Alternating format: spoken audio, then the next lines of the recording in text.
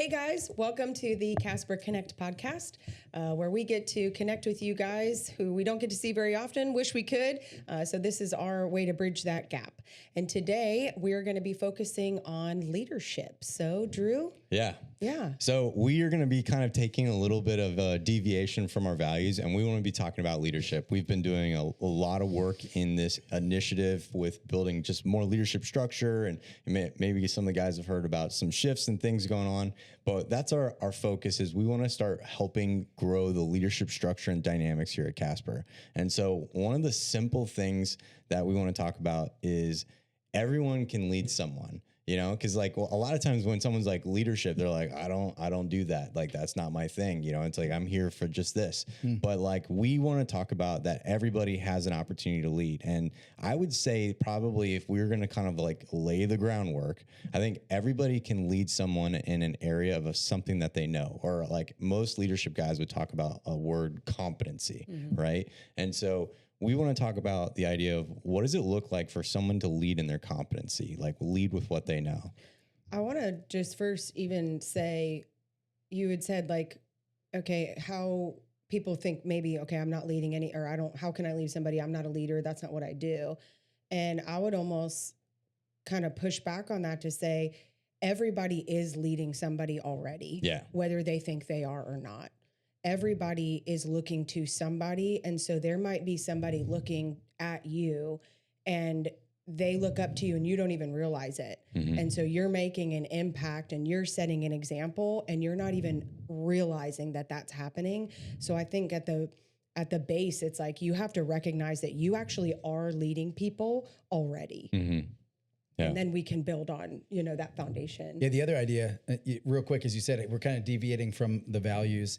This actually, I think, I don't know, I understand what you mean. Yeah. But if we take love, excellence, growth, and stewardship, the other way to say that would be leadership. Yeah. So I love the idea. And a lot of the writers on leadership books that they talk about, you can lead from any seat on the bus. And that's what we're talking about. It's you may not think you're in a leadership seat, right? Yeah. But like Cassie said, you are. Yeah. And to be honest with you, if you don't think you're in a leadership seat, we need to change that mindset. And it's a little bit like what you said. It's you are leading somebody. Yeah. You may not be leading the person who's directly leading you. Yeah. But there are a lot of people around you looking, and what does that look like? So, competency, maybe it's, for me, I'm thinking of when I first entered into the trades, the one thing that I brought that was amazing was energy and encouragement. And it's really still something that I'm extremely competent with. I was a cheerleader literally in college.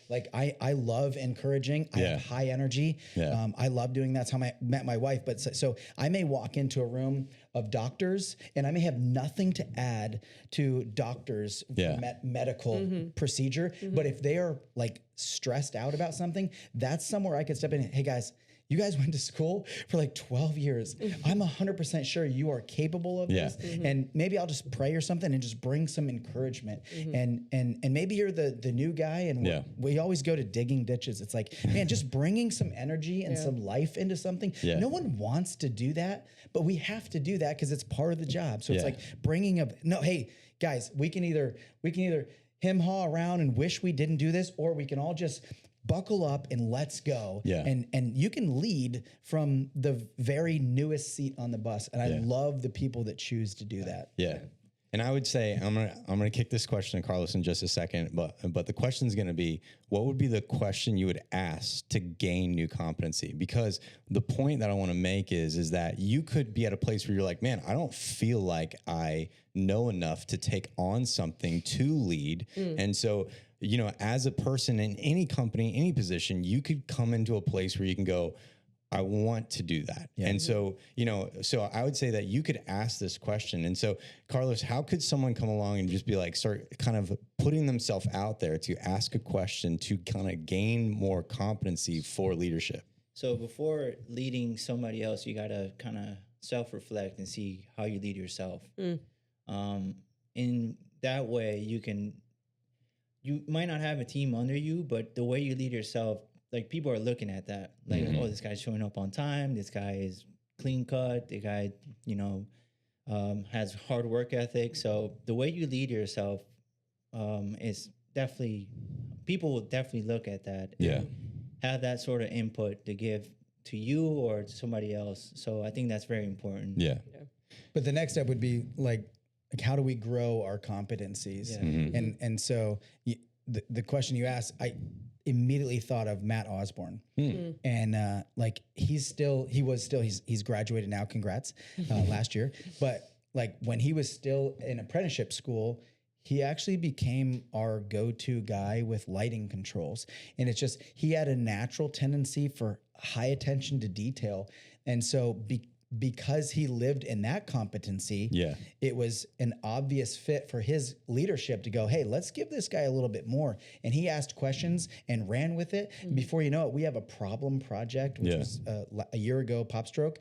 And I'm like, Gene, we're having problems with lighting control. He's like, send Matt Osborne. I'm like, Matt Osborne's still an apprentice. I'm like, he goes, he's great at it, you know? And so like, he just took this small opportunity. I think of Omer, who hopefully by the time this airs, we just talked about him going to generator training. So we have a lot of customers that are looking for generator services, and like, who would be interested? Omer's in school. He's crushing it, wants to climb the ladder in the service department. And this is an opportunity for him to step out, gain knowledge, and then come back in and add value to the organization. And doing so in an excellent way gives you a little step up to have more impact in leadership. Inspiring hopefully the next generation or the next guy next to you who may have even been in the trade for 20 years and goes, man, I don't learn anything. I just show up and do what I do. But I watched this kid, you know, he just bettered himself by taking a little bit of time to get even more, you know, competencies.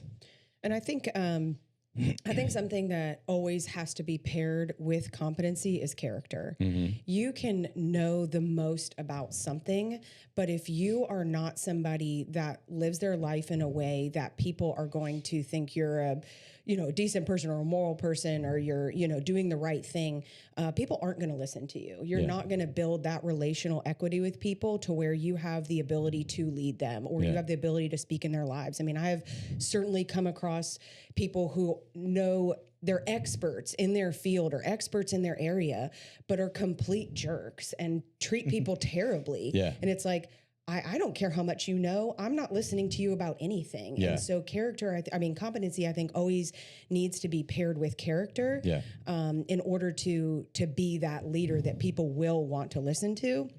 And just another point to kind of piggyback off of what you were saying with, like, you know, you want to like lead and train and develop other people. Every person at Kasper Electric should be training their replacement. Every day, all day, you should be training your replacement. We are not the kind of company that's take what you know and hold it into your chest and don't let anybody have it. Don't let anybody see it, because then you're going to lose your value. And then we're going to not need you. That's not the reality of what we're doing here. You should have arms wide open. Is that Creed? Arms wide open. You should have your arms wide open. All I can think about is Titanic. Okay, we're not a sinking ship. That's not the metaphor. All right. But you should have your arms wide open. Back up, please. Back on track. To be able to, you know, share your knowledge, share your, you know, everything that you know, share the resources you have, like give what you have to the best of your ability to everyone around you, because that's only going to help somebody else, you know, get. So back to the original, it's like leadership literally hit every value perfectly. Like you would love the person next to you enough to give them more value through what you are stewarding, your knowledge, and helping them grow and teaching them in an excellent way. And it can be from any seat on the bus. All right. And finishing up something super practical. How does a person share their leadership? We've kind of had the model that we talked about earlier on. And, you know, it's the I do, you watch, you do, I watch. Now you teach somebody else. You know, super practical and like super helpful out in the field. But is there anything else that you would say that you would tack on for, like, man, when it comes to modeling leadership, sharing leadership, is there anything else practical that we can give so that we're making sure that the team feels like they've got the tools in their chest that they can use anytime and they can just pull out and go, that's what I need to do right now? I think how you respond in good times and bad is one of the best examples of you as a leader. How do you respond in crisis? how do you respond when somebody has done something great? You know, are you praising them, encouraging them, you know, patting them on the back? In times of crisis, are you running around like a chicken with your head cut off, or are you kind of calm, taking charge, being confident in yourself, again, encouraging other people along? So I think the way that you respond is a good indicator of how you lead. Yeah. The other thing, for the most practical thing I can think of, is just ask good questions.